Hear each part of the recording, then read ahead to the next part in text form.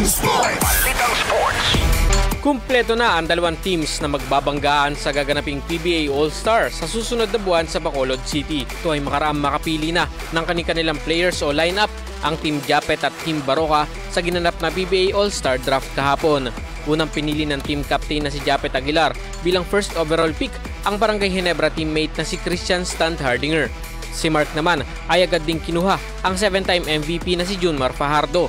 Narito naman ang lineup ng Team Japet kung saan na magiging coach nila ay si Tim Cone, si Scotty Thompson, Jamie Malonzo, Maverick Ahamnisi, Stanley Pringle at Nards Pinto. Kasama rin nila sina Paul Lee, Don Trollano, Marcio Lassiter, Terence Romeo, Chris Newsome, Arvin Tolentino at si Tyler Tio.